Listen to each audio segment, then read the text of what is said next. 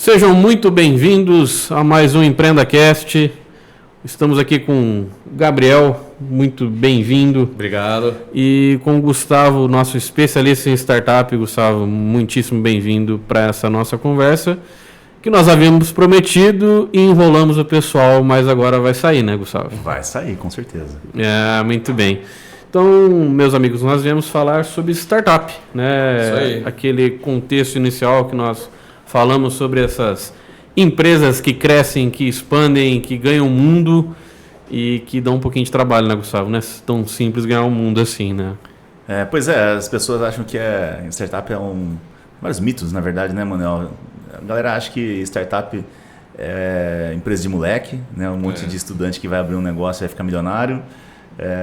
Tem aqueles que acham que é startup, porque é uma startup, em um ano já vai ter uma empresa que vale, sei lá, 15 milhões de reais. Mas não é assim?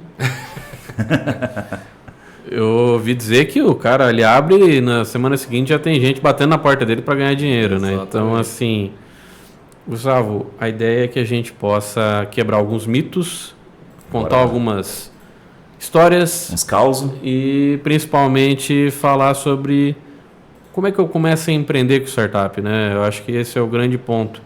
Nós hoje estamos aqui com o nosso especialista em expansão territorial na cidade de Londrina, Gabriel Moreno Matias. Isso aí. Meu jovem, fale como é que eu lá no bairro posso começar a pensar em startup. Eu vou ter que ficar esperando o Gustavo ir lá. Que jeito que você imagina que nós vamos chegar até esse público para desmistificar esse tema? Além dessa nossa conversa de hoje, eu estou aqui no bairro e eu quero saber um pouco mais. Já tem conteúdo no site, já tem conteúdo no Instagram. Fique à vontade. Com certeza, né? Até o Gustavo já é nosso parceiro também de EmpreendaCast, de televisão, né, Gustavo? Tá em todas as mídias do Empreenda Mais, e num desses bate-papos a gente abordou isso, né? Falando do contexto que o Sebrae, né, os projetos como o Empreenda Mais estão incluídos nesse ecossistema de inovação e como nós estamos avançados nessa temática também, junto com as associações de bairro, né, principalmente pelo Empreenda Mais, levando capacitação. Então, a gente consegue verificar, né, Gustavo, o perfil, né, cada associação tem ali uma maturidade empresarial, né, um público mais específico, e a gente consegue verificar também nessas associações, né, nessas instituições do terceiro setor, algumas predisposições para empresários que querem investir nesse caminho, né? Que querem essa formalização de empresa, né? Seguir nesse território. E hoje no site, ali no Empreenda Mais, nas nossas redes sociais, a gente já tem uma programação que com certeza contribui para quem tem um interesse em temáticas que possam alavancar uma ideia, né? Que possam alavancar um processo de criação de startup, né? Até porque, como qualquer, claro, a forma como ela é construída, né? A forma como ela é desenvolvida, as startups têm as suas diferenciações de uma empresa que seja EPP, que seja ME, que seja MEI, mas o proprietário, né? O investidor, ele precisa ter uma capacitação de gestão financeira, ele precisa ter uma capacitação de vendas, ele precisa ter um conhecimento mais técnico. Então, na minha visão, hoje a programação, né, de cursos, né, de capacitações que a gente tem pelo Empreenda Mais em todas as regiões de Londrina, para quem tem esse interesse em iniciar uma startup ou até mesmo para se qualificar já no processo que já está um pouco mais adiantado, a gente consegue contemplar isso, sim. Mas o cara tem que saber, Gustavo, gestão, finanças, marketing. Não é só ter uma ideia genial, cara? Pois é, né, cara? Tem gente que pensa assim mesmo, né? Mas, como eu digo, startup é uma empresa como qualquer outra. A única diferença é que tem um trabalho com tecnologia e inovação, olhando para uma grande dor e um modelo de negócio escalável. Mas a gestão é gestão em qualquer empresa precisa fazer gestão do seu negócio, precisa vender, precisa controlar recurso. Então, com certeza, né, os conhecimentos que eles podem adquirir no Empreenda Mais são super necessários. E além disso, a gente tem no nosso ecossistema aí várias ações para startups, como hackathons e ideatons, que nós falamos no passado, no outro podcast, que é um grande começo. tanto para aquela galera, os estudantes que querem começar um negócio ou que estão ali, pô, vamos ver qual que é disso aqui, vamos lá, dar um voto de confiança. Ou também para o empresário. Eu falei, pô, Gustavo, mas empresário vai nisso aqui? Eu falei, vai sim. Por quê? Se eu sou empresário e eu tenho uma ideia, mas eu não tenho ainda a minha equipe de desenvolvimento, eu não tenho pessoas para trabalhar no negócio, para desenvolver aquilo que eu estou querendo fazer, o que eu faço? Eu vou contratar uma software house com valores altíssimos, ou eu posso entrar num hackathon, eu posso entrar num ideathon e conhecer pessoas que conseguem fazer isso para nós, que pessoas que conseguem desenvolver a aplicação baseada na ideia que a gente desenvolveu como modelo de negócio. Então, existem sim outras opções, né, para a gente começar uma startup. E está aberto. E como eu sempre digo, né, o Sebrae está aqui para atender a todos, né, independente de bairro, independente de cidade. Enfim, estamos aqui. Então, mas nessa linha aí que você está falando, qual que é a dificuldade na parte de gestão que você mais vê aí com o pessoal que está empreendendo, querendo construir sua startup? São dores básicas mesmo? São algo mais aprofundado? Tá, bom, vamos lá. Para a startup, assim, são duas dores principais, assim, né? Mas a principal delas é vender. Né? E não é só de startup, qualquer empresa. Você olha assim, qual que é a sua principal dificuldade? É vendas. Eu tenho dificuldade com vendas, eu não estou conseguindo colocar as vendas para frente. Só que, cara, será que realmente é vendas o problema do que você está tendo aí? Ou será que é algo mais? Mas você acha que é o perfil do profissional que está querendo iniciar uma startup, esse viés comercial, você acha que é algo que precisava ser trabalhado melhor? Ou que você ia acabar na sequência dizendo o diagnóstico talvez não é tão só isso mesmo, né? É que assim, agora eu estou falando de uma startup que começa em operação, né? Que ela já está começando a operar, começando a vender alguma coisa e está com o seu MVP, que é o seu produto mínimo viável, já começando a rolar ali, vendendo para um cliente ou outro, já tem o seu NPJ, enfim, essa fase agora. Nessa fase, o cara reclama para mim de vendas. E aí, qual que é a primeira análise que eu faço? Cara, você chegou a validar o teu produto com o cliente que está pagando você? Você conversou com ele? Perguntou o que está rolando que não está bom? E o que está realmente legal? Pô, não falei. Falei, então, será que é vendas mesmo? Fala com o cara primeiro, fala com o teu cliente, avalia, entenda, melhora e aí depois você vai começar a implantar técnicas de venda para tentar começar a trazer mais cliente e no futuro você começar a escalar o seu negócio. Mas aí qual que é o ponto? Produto, né? Então, Gustavo, mas produto? Startup vende produto? Em startup, quando a gente fala de produto, é a solução. A solução que ele está criando tem que ter um fit interessante, ele tem que ter um fit legal com o mercado. Então, o mercado tem que aceitar aquele mínimo que ele está ofertando para começar a vender. E quando você acerta o produto com as técnicas certas de comercialização para startups, aí o negócio começa a alavancar. Entendi. Então, mas o vender não é só vender para investidor, pelo que eu estou entendendo, é vender para o cliente mesmo. Exatamente, o principal investidor é o cliente, é o cara que te compra. Não, mas não é o cara do cheque de 1 milhão, Gustavo? Você tem Esse não é o objetivo da startup, Gustavo? Você tem um cara com um cheque de 1 milhão. Agora você tem milhões de pessoas com vários cheques de menores que podem ser muito mais que 1 milhão. Então, até quando eu olho muito assim para startup, o cara fala assim, eu preciso de dinheiro e tal. Os caras, porra, para que você quer o dinheiro? Para que você quer a grana?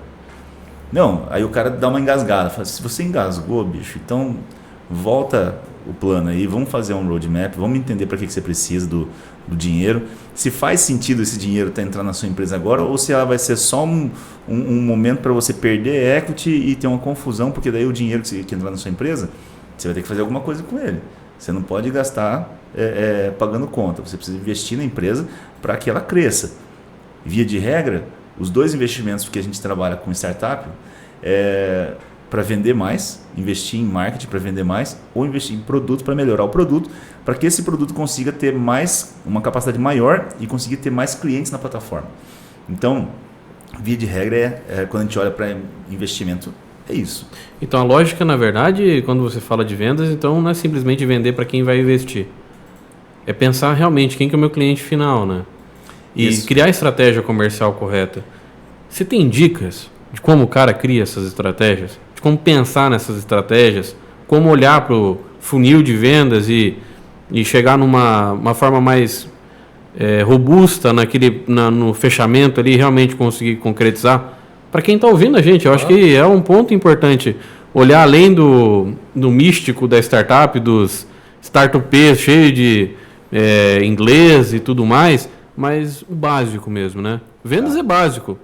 Eu preciso saber vender para ter um carrinho de cachorro-quente, uma startup ou qualquer outra empresa, né? Então, você está falando de uma dor que vai muito além da startup. Eu acho que até para quem não está na área e está aqui ouvindo ou assistindo via YouTube, né? Saber dessas dicas eu acho que são importantes, Gustavo. Legal. Até um pouquinho antes dessa tua pergunta, eu já vou nela também já, Emanuel, mas por que vender é importante? Você falou do investimento em startups, né? O valuation, o valor da empresa, ele é calculado baseado no faturamento da empresa. Se ela não fatura, não tem valor. Ou o valor é mais puramente assim, a parte técnica da ideia, do produto que foi desenvolvido, quanto custa isso aqui. Então, assim... Estrutura, né? Exatamente, mas é muito baixo frente ao valuation quando você tem um faturamento ali. E agora ainda para a sua pergunta, Emanuel, para a parte de vendas, né? As vendas são muito importantes e a gente precisa, primeira coisa, entender o nosso cliente. A primeira coisa, qual é o meu cliente? E aí a jornada do cliente, como que ele compra o meu produto, tá? Por quê? Pô, Gustavo, como é que você vai fazer para escalar uma startup? Não tem jeito, é internet. Você tem que usar a internet para te ajudar a escalar isso aí. Que mais? Mas só fazer uma pergunta, por exemplo, você falou de internet. Se for um produto, eu preciso pensar em logística também, né? Sim. Agora eu tô colocando aqui essa resposta inicialmente, quando a gente olha para uma startup SaaS, que é um Software as a Service. Tá? Então você tem um software que atende como um serviço. Então você paga uma mensalidade por aquele serviço que está na web ou está no aplicativo, enfim. Né? Então, exemplo, uma Netflix, um Spotify, alguma coisa assim? Exato. Né? E pode ser, por exemplo, um CRM, um software ERP, né? Então, gestão mesmo, né? Isso, um software de gestão, um software de marketing, enfim, um software que você pode usar. Tá. Beleza, e como é que eu faço para vender isso, né? Normalmente esses softwares eles têm um ticket um pouco mais baixo, eles não têm um software de milhares de reais, os softwares são tickets mais baixos, por quê? O cliente vai entrar na plataforma, vai entender o software e já vai comprar aquilo lá para começar a usar na sequência. E como que o cara chega até lá? Aí vem o famoso funil de vendas. Eu vou ter que programar um funil de vendas, que é uma estrutura que eu crio para chamar a atenção do cliente, aquecer o cliente dando informações sobre o meu produto, mostrando para ele que ele realmente precisa daquilo lá, até chegar no fundo do funil, que nós chamamos, onde ele está altamente aquecido, já querendo comprar aquilo, porque ele realmente entende que ele tem aquela dor e ele entendeu a minha solução. Aí nesse momento eu faço o quê? Eu faço o famoso CTA, que é a chamada para ação, Call to Action, para ele comprar. Quando ele compra isso, ele faz a compra do produto, ele entra para a minha plataforma. Para o pessoal que está assistindo, isso que você está falando agora de funil de vendas, inbound e outbound marketing, é isso? Isso que eu falei agora é só inbound, até agora, tá? Tá bom. Até agora é só inbound. Ele entrou para a minha plataforma. E algo que as pessoas não entendem muito é que quando ele entra para a minha plataforma, ele não acabou ali a venda. Não acabou. Começou a vida dele como meu cliente. Porque aí a gente entra em conceitos um pouco mais complexos. Não sei se a gente fala sobre isso agora. Não, eu penso que nesse momento seriam dicas mesmo. Acho que o trabalho da galera agora é procurar depois, né? Procurar se aprofundar aí no tema. Não, ou a gente agendar uma nova conversa para falar disso, né? Tá, que vendas escaláveis é algo que eu gosto demais. Eu consigo falar bastante sobre isso. Então, se uma hora for interessante, até se você tiver interesse que a gente fale mais sobre isso, deixa aí no comentário aí. Isso. Fala aí o que você curte aí, a gente desenrola esse papo aí com um pouco mais de detalhe mais pra frente. Mas como dica assim, né, Manuel? Gabriel, o principal hoje é você entender o teu cliente, como que ele compra e quais são os fatores decisivos para ele tomar a decisão de compra. Baseado nisso, você vai criar a sua argumentação, que ela vai ser viabilizada através de qualquer tipo de mídia que você utilizar, ou no tete-a-tete, no telefone, mas precisa fazer muito sentido aliar a dor que ele sente, ou o problema que ele tem dentro da empresa dele, e também a solução que você vai trazer, e como que essa solução consegue sanar aquele problema de uma forma muito rápida e definitiva. Isso é importantíssimo. Se você conseguir passar essa ideia para o teu cliente, ele vai começar a ver muito valor no seu negócio, no seu produto, e vai achar que o preço que você está ofertando muito baixo. Gustavo, dentro disso que você falou, já te passo, Gabriel, é uma dúvida só para complementar. Você falou de faturamento, você falou de vendas. Você olhando as matérias que saem, você vê as Big Techs como Uber, como Spotify, tiveram um grande período de vale de venda zero ou negativo. Isso é modelo de negócio também, né? Isso é previsto também por algumas empresas, esse período de não faturamento. Como é que eu coloco isso dentro do meu planejamento como startup? Ou se isso é muito pontual para essas Big Techs, ou se eu crio um modelo de negócio já pensando nisso. Você diz de venda, você diz de faturamento, diz de cliente. O Uber não deixou de vender, ele continua vendendo, mas mesmo assim não tem o lucro do negócio. O Spotify por muito tempo também foi assim. Como é que eu consigo identificar isso e criar esse mapa de negócio mesmo, esse modelo de negócio? Até antes, Gustavo, de você responder, isso é uma curiosidade também, né? Eu sou bem ignorante, tá, pessoal, com startups. E isso nas rodas de conversa em boteco, né? Você quer parecer ser mais inteligente ali que o outro. Você sabe que a Uber não tira um centavo, né? Trabalha com a empresa, né? Explica primeiro esse processo e esse cenário, né? Que o Manuel bem trouxe, que é um bate-papo de boteco mesmo. A Uber não tem lucro, ali o pessoal parece que até um serviço gratuito, né? E estão vendendo. Não estão deixando de vender. Sim. A questão assim, né? Realmente são esses conceitos. Essas plataformas. Então eu vou começar um pouquinho antes, né? Eu já vou te responder essa pergunta também, Gabriel, mas qual é a lógica disso? Muitas empresas que começam a sua operação, o principal ativo dessas empresas não é o produto. São as pessoas que têm que estar dentro da plataforma. Porque esse é o valor da plataforma. Então, por exemplo, a própria Uber, a 99, enfim, todos esses aplicativos como o iFood, que precisa ter o quê? Precisa ter gente dentro da plataforma. Precisa ter gente usando. Então, nesse momento, o começo de tudo isso tem que ser de graça. Porque eles têm que colocar a gente lá dentro. Então, na hora que eu enchi aquilo lá e eu tenho pessoas que pagam para estar ali, comercializando alguma coisa ou prestando um serviço, aí nós começamos a ter a monetização. Não quer dizer que ter a monetização tem um resultado, né? Às vezes você tem a monetização, mas você não tem margem positiva naquela operação. Poxa, Gustavo, mas e aí, né, cara? Eu não tenho margem positiva, mas para que eu faço isso que eu faço então? A Uber tem um monte de funcionário, 99 tem andares de desenvolvedores, pessoas com suporte, customer success, enfim. Poxa, mas e aí? Para que esses caras fazem isso?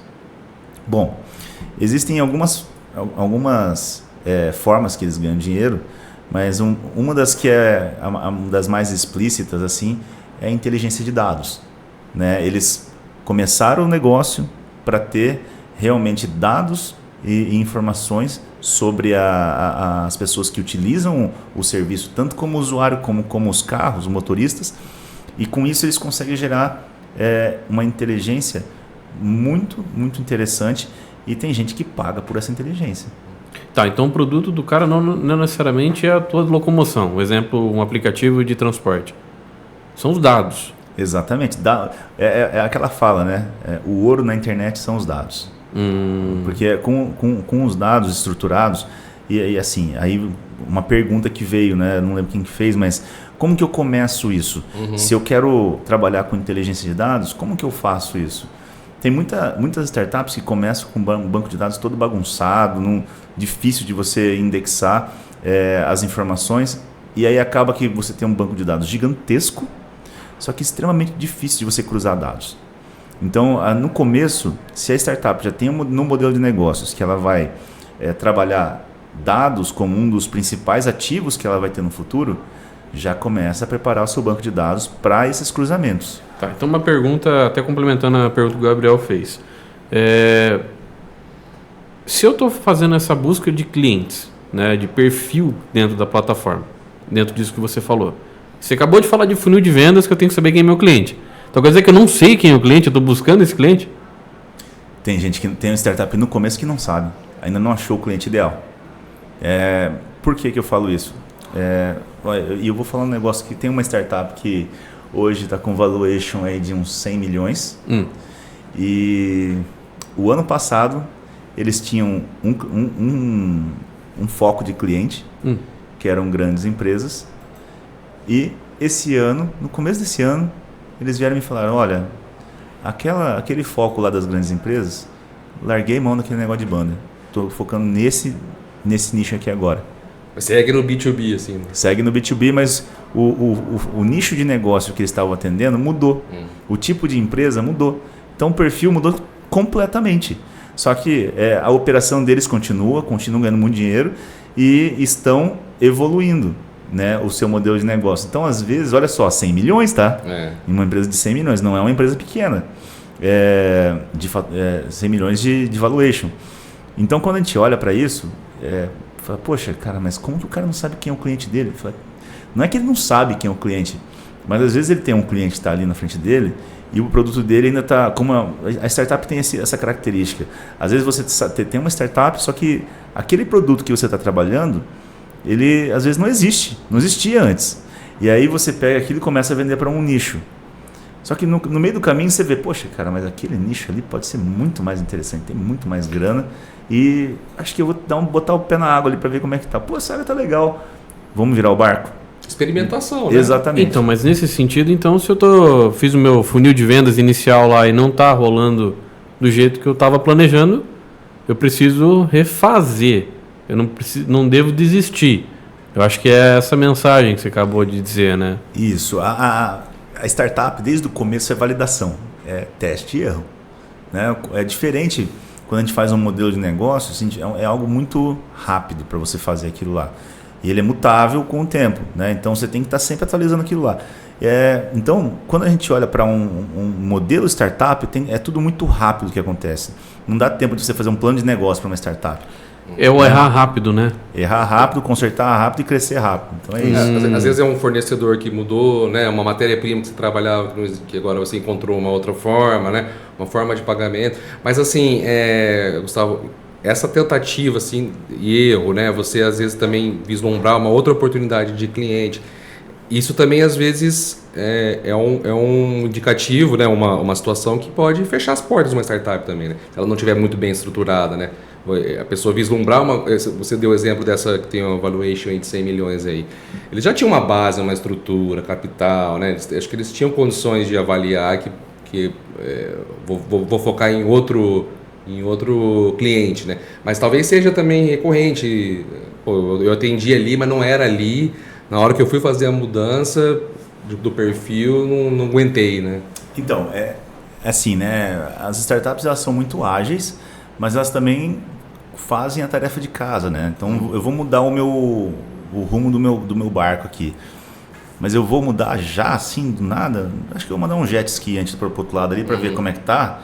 E aí, se der certo lá, a gente vai. Então, eu vou mudar o foco do cliente. Posso mudar, mas eu vou fazer um teste antes. Né? Tá, então não vou fazer... Eu comecei a operação, que é o que você estava começando a falar no início da nossa conversa aqui. Eu não vou ficar mudando de cliente de mês em mês também, né? Não, e assim, não é loucura. Startup não é loucura. Startup é algo que... É um modelo de negócio que tem que ter consciência, tem que fazer os testes, vai errar, mas vamos errar calculado? Não vamos pegar e sair louco fazendo as coisas. Vamos errar. Não é esse o jogo. De fechar a operação, né? Não é esse jogo. O jogo é realmente testar, validar e continuar, né, evoluindo com a sua startup. Até você chegar no que a gente chama do Product Market Fit, né, que é o produto perfeito para o seu mercado. E, de novo, né, o Product Market Fit, ele leva tempo para você chegar nele. Assim como essa startup chegou... Mas valuation de 100 milhões, cara, acho que é 4 anos de existência que eles têm. Essa que é a beleza da coisa. Quando Brasil? Londrina. Londrina? Londrina. Aí, gente. E nessa linha que você está falando aí, de público-alvo, você me contou uma história esses dias que eu acho que valeria a pena a gente trazer aqui para a mesa. Aromaterapia para gado. O que é isso, Gustavo? Agora eu achei um negócio assim que, de repente, o meu público-alvo não é mais ser humano, virou gado. E isso impacta pra caramba. Conta um pouco essa história pra gente. Pois é, tem uma startup que a gente atendeu, né? Até participou de várias ações nossas aqui, desde o ano passado que eu conheci, né? A empreendedora, é uma mulher. Ela trabalha com produtos naturais, né? Que no fundo a gente olha para isso, ela trabalha com nanotecnologia, né? Que são, e dentro de uma área dessa nanotecnologia tem os óleos essenciais que ela trabalha para ser humanos, né? Que é uma tendência hoje, muita gente usa isso e não sabe muito bem o que é, né? Não entendeu muito bem. Ela entendeu. E ela começou a pesquisar muitas utilidades para essa tecnologia. E uma das tecnologias que ela identificou foi realmente usar esses óleos essenciais com gado, né? Então, poxa, cara, eu vou usar um doTERRA com gado, né? Pô, que desperdício. Cara, mas assim, o benefício que isso gera, né? Vamos olhar agora como negócio. Quando a gente olha e usa alguma coisa para estimular o gado, um boi premiado, por exemplo, na exposição, sempre teve bois, touros valiosíssimos, né? De mais de 100 mil reais, uma cabeça de gado. E não é um gado para abate, né? É um gado para procriação, né? Isso, às vezes você pega um touro lá que 5 ml é 250 reais, 500 reais. Né? Então, precisa ter um cuidado. E aí ela fez alguns testes. Ela fez alguns testes lá, colocou os óleos essenciais em alguns animais e teve um resultado muito interessante. Os animais se acalmaram, a qualidade do trabalho que eles iam fazer lá ficou muito melhor, porque o animal mais calmo, ele fica mais relaxado, ele fica mais tranquilo, né? Não dá tanto trabalho para eles. Além do que, se a gente pega os animais premiados, e até uma das utilizações, né, que ela até falou, no caso, por exemplo, o manuseio, né, o trato, o lido com o gado gera estresse no gado. Muito. Gera estresse. E os animais estressados, eles ficam normalmente com a musculatura muito mais enrijecida. Sim.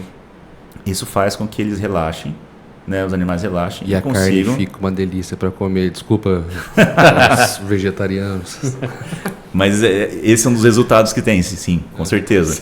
Né? E ela estava testando com gado, com equinos mesmo, né?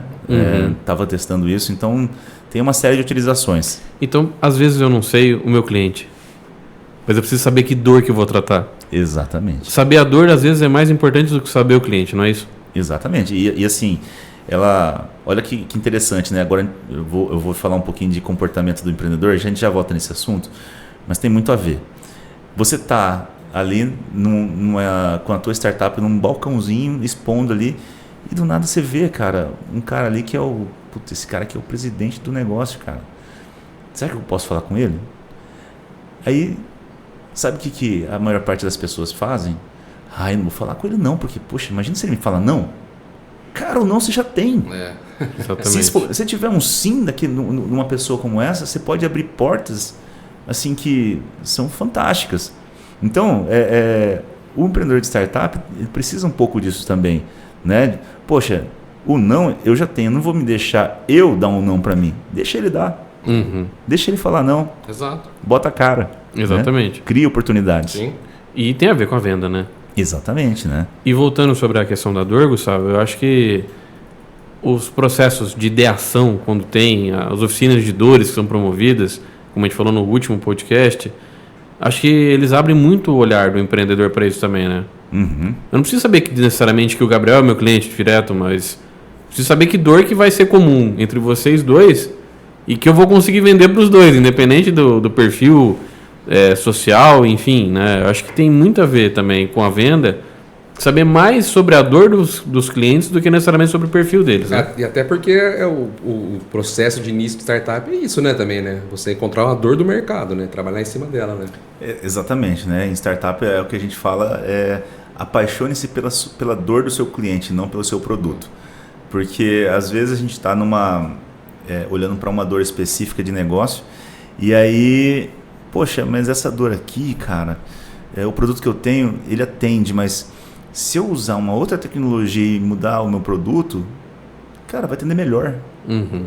Então, deixa esse produto para lá, vamos fazer em paralelo o outro, que vai atender melhor, e a gente pode escalar mais rápido. Às vezes um novo produto pode trazer mais pessoas para dentro, pode ser mais rápido de implantação. Enfim, tem uma série de benefícios que você pode colher por estar olhando para a dor e não para o produto. E isso é uma coisa muito importante, porque muita gente olha... Hoje mesmo, eu atendi um rapaz que ele estava falando sobre o produto e falei, cara, mas e a dor? Né? Falei, não, meu produto, nós vamos deixar ele mais robusto. Cara, mais robusto que isso? Não precisa de mais robusto que isso. Você precisa testar. Bota um cara pagando pelo teu produto e pergunta para ele o que ele acha. Porque quem está pagando pelo teu produto, ele fala assim, bicho, confiei em você, Gabriel. É a melhor forma de feedback, né? Confio em você, tá aqui minha grana. Confio em você, mano, tá aqui minha grana. Gustavo, acho que foi em startup que criaram esse conceito já batido há alguns anos, né? Uhum. Você quer testar um modelo de negócio, você chega pro teu cliente e mostra para ele.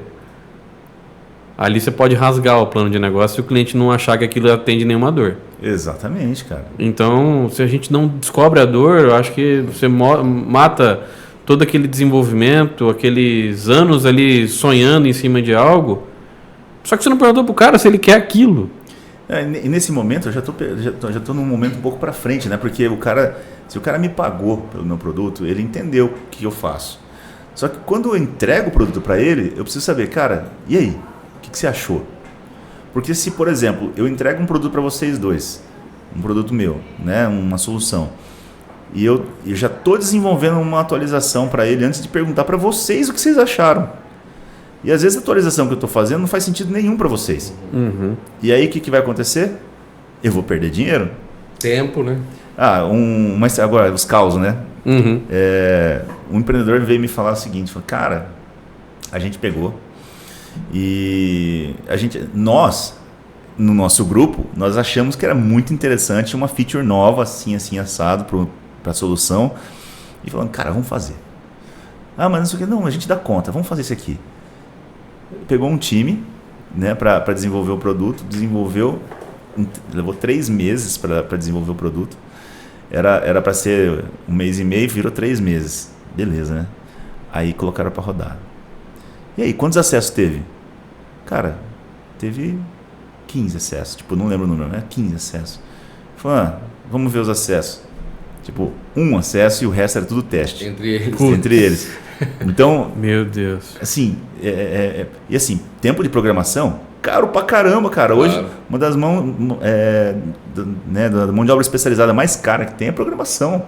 E como é que você coloca isso, né? Então, quando a gente olha para exemplos como esse, a gente entende que realmente validar com o teu cliente vai te economizar tanta grana, cara, tanto dinheiro, e vai direto ao ponto. Sim. Né?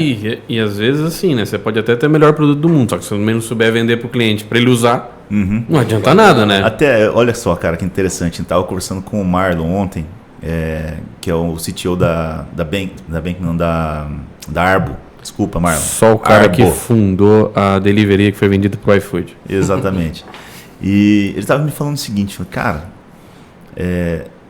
a galera tem essa mania de querer fazer o produto antes de vender, meu. Não entendo isso. Tem que fazer a venda primeiro, ver se o cara quer aquilo, se ele paga por aquilo. Depois você faz o negócio, é óbvio, assim, você não vai vender um negócio absurdo, você não vai vender um foguete para Marte, mas você vai vender algo que você consegue fazer e vai começar a vender. Vende, beleza, problema bom, temos que fazer agora, o tempo é curto, mas vamos lá, vara à noite e tá tudo certo. Então, mas isso que você acabou de falar, vamos fazer uma analogia muito prática, né? Isso vale para qualquer empresa, cara. Só imaginar o seguinte, nós somos uma empresa de salgadinho. O cara chegou e pediu 10 mil salgadinhos, você fala, não, eu faço. Aí depois você não entrega. Vai pegar mal, não vai? é a mesma coisa. Eu acho que não só muda o modelo por ser startup, por ser um produto tecnológico, né, Gustavo? Sim. Mas a lógica é a mesma. A frustração do cliente vai ser igual. Não, mas aí o que a gente fala, né, Manuel? Pô, eu vou vender antes e depois eu entrego. Exatamente, tem que entregar. Esse é um... Porque é isso que o Manuel falou. Se não entregar, bicho, aí... Queimou o filme. Já era. Vai para trabalhar em outro mercado, vai ver um emprego, sei lá. Mas quando a gente olha para exemplos assim, né? Existe um grande exemplo no Brasil que começou exatamente assim. Eu acho que todos conhecem a Hotmart, né? Que é uma grande plataforma de cursos online. E o fundador, ele começou o negócio quando ele estava começando esses negócios de curso online aí e tal. A galera começou a falar e tal. Falou, vamos fazer o seguinte, vamos testar. Ele pegou e fez uma landing page. Cara, landing page. Landing page você faz em Wix, você faz em WordPress, você faz em arraste só, você não precisa programar uma linha, cara. Você faz uma landing page ali. Beleza, fez a landing page. Colocou na landing page o que era o serviço, o produto dele. Colocou lá um botão de compra, né? E uma parte de comentário, soltou para rolar. Vamos ver, meteu um tráfego lá, não sei como é que ele fez a estratégia de distribuição, mas vamos supor, meteu um tráfego pago lá e deixou. Vendeu um monte. Aí ele falou, cara, agora tem que fazer. e foi correr atrás de fazer. Então, assim, se tem gente querendo pagar e para entrar, é um baita de um indicador para você saber que você não vai gastar dinheiro à toa. Né? Não que aquela grana que você recebeu tem que ser a grana para você fazer o produto. Não. Mas você sabe que vale a pena investir naquilo lá porque tem gente querendo pagar. Já teve demanda, né? Então, aí entra num mito da startup, né? Que assusta muita gente, o tal do pitch. Como que eu construo um pitch? Tem uma galera que não sabe, Gustavo, como construir o tal do pitch. Na verdade, é o discurso de venda, né? Vamos ser bem prático, né? Então, aí, exato, né, cara? Mas assim, a gente tem alguns tipos de pitch, né, Manuel? Tem o pitch que vai vender o teu produto, tem o pitch que vai vender a tua ideia, e tem o pitch que vai vender um percentual do seu negócio. Mas no final das contas, a gente não parou de falar de vendas desde acho que do minuto 5 desse podcast. Tudo é venda, cara. Então, cara, mas se a gente olhar, né, para os princípios, né, desde lá de trás, lá, mesmo antes de ter a moeda corrente, né, era escambo, né, velho? Mas era venda. Você tinha que vender um negócio pro outro. Se eu quero uma pele que você tem lá, eu tenho que te entregar um saco de centeio, sei lá, alguma coisa assim. Então você está fazendo as vendas desde os primórdios da humanidade, né? Então realmente isso nunca vai acabar. E como é que monta um pitch bem feito? Tá. Qual que é a base bem feita de um pitch? Pensando que é o seguinte, vou falar que eu consegui identificar o cliente, ou a dor, né? Que é o que a gente acabou de falar. E agora eu preciso vender. Eu tenho que ter um roteiro. Obviamente você falou do funil, mas como é que eu estruturo esse discurso? Tá, vamos lá. Primeira coisa que a gente precisa deixar muito claro para o nosso cliente é a nossa proposta de valor. A proposta de valor tem que estar muito clara. Como que eu agrego valor para ele? Por que ele tem que comprar a minha solução? E não a do fulano. Exato. Qual que é qual que é o meu diferencial? Né? Mas assim... Diferencial é qualidade, Gustavo? Não, diferencial não é qualidade. Né? É básico, né? Para de colocar esses negócios no meio da conversa, que eu vou me perder. Você sabe que eu tenho TDAH, caramba. Não, aí, porque a galera chega e você fala assim, poxa, qual que é o seu diferencial? Qualidade. Eu tenho um produto muito qualificado. Que bom, né? Não é, né? Isso não é diferencial, não é diferencial, né, não. É o mínimo, não é possível, né? Não é diferencial porque existem muitos produtos com muita qualidade. Talvez a decisão vai ser por preço em algum momento, mas lógico, se eu ofertar alguma coisa a mais fora o produto, aí tem algum diferencial outro, mas olhando para esse ponto, né, do pitch, eu tenho que deixar muito claro e falar de uma forma muito objetiva o que eu faço e por que ele tem que comprar o meu produto, né? Qual que é a minha proposta de valor, de agregação de valor para ele. Seguido disso, eu vou mostrar... eu estou falando de um pitch para investidor agora, tá? Uhum. Vou mostrar mercado, tamanho de mercado, mostrar público-alvo, quem que é o meu público-alvo, como que eu vou atingir esse cara. Vou mostrar para o investidor um pouco do produto, o que o produto faz na prática, ali em telas, mostrando para ele. Vou mostrar como que foi o histórico da minha startup, onde eu comecei, que é o que a gente chama de roadmap. Comecei aqui, hoje eu estou aqui, eu quero chegar aqui. Beleza, mas o que você precisa para isso? Bom, eu preciso alcançar esses objetivos, e para alcançar esses objetivos eu preciso de dinheiro para fazer isso, objetivamente falando. Tá, então você está falando que além de eu saber vender, eu preciso saber de gestão, porque eu preciso saber montar indicador. Preciso saber montar o tal do KPI. Mais básico que isso, eu preciso saber de onde eu saí e onde eu quero chegar. E como que eu chego lá. Né? Mas para o investidor, sim, eu preciso falar para ele aquilo que ele quer saber. Porque imagina o seguinte, Emanuel, eu vou investir no Gabriel. Uhum. Aí o Gabriel fala assim, Gustavo, eu preciso de 200 conto por 5%. Eu falei, tá, o que você vai fazer com 200 mil reais? Cara, eu vou botar um pouco no produto, botar um pouco de marketing. Tá, mas sobrou 30 mil aí. Uhum. Não, vai ficar no caixa. Cara, caixa. Eu vou te dar dinheiro para ficar no caixa. Devolve que eu vou investir na renda fixa. Então, Uhum. Se não tem um porquê esse dinheiro tá ali... Não, vou te investir. Então, as informações precisam estar muito claras para o investidor. O que você vai fazer com o dinheiro, por que você precisa de dinheiro e como que você vai fazer o dinheiro se multiplicar. Isso que é o mais importante. E essa questão do dinheiro para o investidor, Gustavo, eu queria te perguntar assim... Eu trabalhei numa instituição de ensino superior que tinha umas disciplinas lá, na verdade eram de vários cursos, né? Tinha uma disciplina ali de empreendedorismo, então alguns alunos iam lá, eles faziam todo o processo ali de criação de startup, né? E depois eles iam apresentar o pitch para o investidor, que às vezes era um professor só fazendo uma mentoria ali.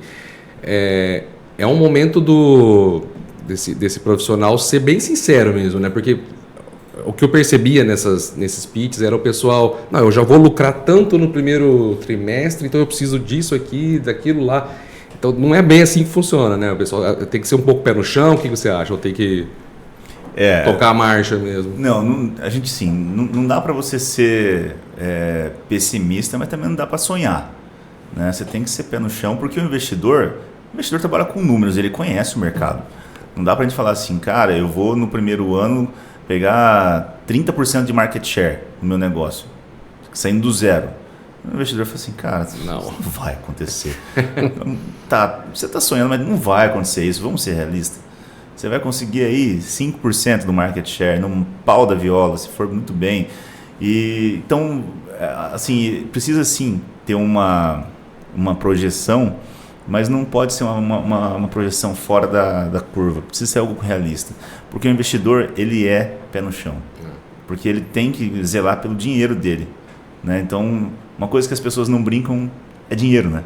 Ninguém brinca com dinheiro. Ele não está colocando dinheiro ali para fazer benfeitoria, né? Ele tá querendo ter um retorno depois. Né? Exato. E é por isso que eu falo, a startup, às vezes, vai fazer o pitch, mostra lá o quanto que ela precisa, o quanto que ela está cedendo de equity, mas ela não mostra a estratégia para multiplicar o dinheiro do investidor. Isso talvez muitas vezes é o mais importante e ninguém fala.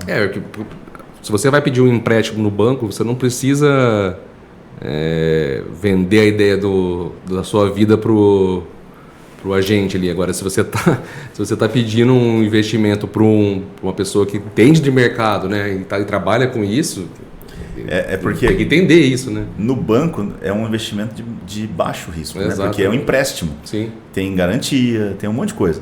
Agora em startup, o investidor coloca dinheiro na sua empresa e ele pode perder tudo, pode virar fumaça. Sim. Né? Exato. Então, mas puxando para a história da venda, então primeiro eu vendo para o cliente. Certo. Depois eu vendo para o investidor. Certo. E agora, como é que eu vou aumentando as vendas? Né? Porque quando eu olho para startup, pensando que essa startup está crescendo, eu tenho as rodadas de investimento. A rodada mais básica até funciona esse discurso de onde eu estou para onde eu quero chegar, né? Uhum. Só que quando eu estou pedindo milhões lá, eu preciso mostrar DRE e outras coisas que tem muito a ver com gestão, que é aquilo que a gente começou a falar no começo. Eu preciso, além de ter a ideia mirabolante, de saber fazer gestão. Conta um pouco também, além de obviamente explicar isso, a história da delivery. Eu acho que é um negócio legal que aconteceu aqui em Londrina e já emenda numa história bem interessante da Arquivos. Tá, então vamos lá. Crescimento de startup, né? Quando a gente fala de aumentar a venda, né? E normalmente é o estágio de tração, onde eles estão começando a fazer isso. E nesse momento, aí vem alguns conceitos, né? Um primeiro conceito que vem é o de MRR, que é a Receita Recorrente Mensal. E o segundo conceito que vem é o queima de caixa, né? Às vezes as pessoas ouvem, pô, aquela startup está queimando caixa, né? Fala, como assim queimando caixa, né, meu? Quem queima caixa? Não, o queimar caixa é o seguinte, eu tenho indicadores, como você comentou, né, Manuel, de que se eu investir 100 mil reais em marketing com a estrutura que eu tenho, eu aumento o meu faturamento, o meu MRR, recorrência mensal, em, sei lá, 80 mil reais. Poxa, mas você gastou 100 mil para aumentar 80 mil reais mensal? Sim. Em 3 meses, esses 80 viraram 240, né? Porque mensalmente eu vou receber esses 80. Não sendo um investimento de 100 por mês, né? Só um de 100 tá bom. Não, mas é que exatamente, mas assim, se for 100 por mês e aumentar 80 todo mês, você concorda que é interessante? Sim. Porque é recorrente? E aí, essa é um princípio aí, né? Que a startup, quando ela está em tração, ela começa a investir grana, normalmente de investidor. E por que o investidor gosta disso? Ele botou dinheiro, beleza. E aí o valuation dessa startup, vamos supor que está lá em 10 milhões. Tá? 10 milhões. E a startup vai investindo dinheiro e vai subindo faturamento. Conforme vai subindo o faturamento, essa startup ela aumenta o valuation dela. Porque o valuation da startup é baseado em faturamento também. Tem outros fatores, mas o principal é faturamento. Então, o investidor olha para isso e fala, beleza, meu dinheiro está aumentando, né? Porque está faturando mais. Maravilha. Então, a venda tem esses dois principais conceitos, que é de receita recorrente mensal e a parte de investimento em aumento de recorrência mensal. Tá? Então, esse é um conceito. E a segunda pergunta, qual que era mesmo, Manuel? Não, do exemplo da... Eu te falei para comentar as histórias, né? Histórias, tá. Nós temos bons cases aqui de vendas de grandes rodadas, né? Então, assim, para uma rodada maior eu preciso estar mais preparado, né? Com certeza. E, bom, vamos falar então dessa deliveria mesmo, né? Foi o Marlon, o Roberto Moreira que começaram essa startup. Ele me falava ontem sobre isso e é muito interessante essa história. Vou trazer ele aqui para a gente trocar uma ideia. Legal. Mas ele falava o seguinte, cara, o povo acha que a gente criou o negócio e já programando e tal. Sabe como é que a gente fazia? Eu falei, como? A gente fez a logomarca de vários restaurantes que não tinham logomarca. Nós tiramos foto dos menus para colocar no sistema. E tinha um chat também lá. Então, às vezes, cara, a gente tinha que pegar... O cara mandava no chat que ele queria um X-Bacon. Ele ia comer o X-Bacon? Claro, ele ia comer o X-Bacon, mas só que ele não fazia isso pelo aplicativo porque ele não sabia fazer, ele não tinha... Ninguém tinha iFood na época. E aí, o que eu faço? Vem cá, o que você quer? Você quer tal, beleza. Ficou tanto, aí eles pegavam, eles faziam no aplicativo todo o procedimento. E o cara nem sabia que ele tinha comprado pelo aplicativo, mas ele comprava pelo aplicativo, ele não pagava pro lanche, né? Então ele começou a popular o aplicativo, que é aquilo que a gente falou agora de ter gente na plataforma. E aí ele comentava assim, cara, e o que alavancou a gente mesmo foi uma Black Friday que aconteceu, que a gente bugou os restaurantes. Basicamente foi isso, bugamos os restaurantes, porque a galera não estava acostumada com esse volume de venda. Não estava acostumado. Teve restaurante de falar que vendeu... a galera comprava de balde, assim, né? Então, sei lá, um dogão por R$ 2,99. Cara, vê 10. Que? Dá 10, R$ 2,99, dá 30. Quebrou a perna dos caras. Aí ele falou, cara, alguns restaurantes falaram, para. Bloqueia isso, cancela essas vendas aí, devolve o dinheiro, não vai dar. Eu tô fechando a minha loja. Mas isso para mostrar o quê? E aí a gente pode ver de duas formas, né? Eles poderiam ter visto de duas formas. Pô, que caramba, né, cara? Lascou tudo aqui. Não vou mais seguir com isso. E agora, né? Depois ele falou assim, cara, sabe qual foi o feedback que a gente teve? feedback que a gente teve, falou, cara, isso funciona de verdade, né? Tem público. Vocês lascaram a gente, mas funciona. Então, e aí começou a crescer. E aí veio, né, a oferta, né, do iFood e eles fizeram o X e venderam a delivery. E aí virou tudo que virou. Né? E diferente deles buscarem o investidor veio atrás nesse caso, né? Exatamente, né? E assim, o legal, assim, né, que quando a gente olha para histórias como essa, as pessoas acham que não, depois disso ele já abriu a Arbo, né? Uhum. Cara, ele falou assim, ele fala, eu chorava, quebrei mais 3 negócios, acho que foi alguma coisa assim. Eu conversei com ele algumas vezes durante as quebras e ele falava, pô, mas lá deu certo e agora não tá rolando e tal, então... E aí um dia ele encontrou o Manuel, né, e conversando com o Manuel, e o Manuel baita vendedor, o cara é um vendedor zaço, assim, então, e o Marlon falou, cara, legal esse negócio que você faz aí, mas, pô, cara, vamos melhorar esse negócio, né? Porque desse jeito aí tá meio complicado. Falando do produto, né? E aí ele entrou para resolver essa questão do produto. E a Argo é esse monstro que tá aí hoje, né? E você tem uma missão, né? Trazer os caras para contar as histórias aqui agora. Não, trazemos sim, com porque certeza. A gente vai ter que ouvir deles o que não é publicado, né? Tem muita coisa que não é publicada, né? Vamos ver se a gente consegue trazer o Marlon e o Manuel também. Massa. Só antes da tua pergunta, emenda só a história da Arquivos. Eu acho que é bacana também. Tá, a Arquivos foi uma empresa de pessoas que se formaram em arquivologia, né? O antigo biblioteconomia, que é cara, se a gente for olhar assim, né, os caras foram magos, assim, porque... Um curso totalmente fora da curva, que ninguém olha para essa parte de tecnologia. Na época, claro, estava muito em voga essa parte de digitalização de documentos. E eles começaram arquivos, inclusive foi lá na Intuel. Na época, eu era gerente da incubadora, né? E conheci os meninos lá naquela época. E, bom, foram desenvolvendo, aumentando. Viraram, acho que, arquivo digital e depois viraram... único. Eu não me lembro do nome das empresas, mas fundiram com os negócios e viraram único e hoje são um unicórnio, né? Que tem acho que a maior base de reconhecimento facial privado do mundo. Caramba. Então são realmente um monstro. E de Londrina. Estão em Londrina, né? Eles têm base em Londrina e têm base em São Paulo. Hoje nem dá para falar assim de onde eles são, porque falava esses dias com o Eduardo, que é um amigo nosso, hoje está lá na Único, gerente de produto. Ele falava, cara, se tiver que todo mundo vir para o presencial de novo, não tem lugar para ficar. Né? A pandemia transformou o modus operandi da empresa, então não tem onde ficar aqui, não tem como todo mundo voltar para o presencial.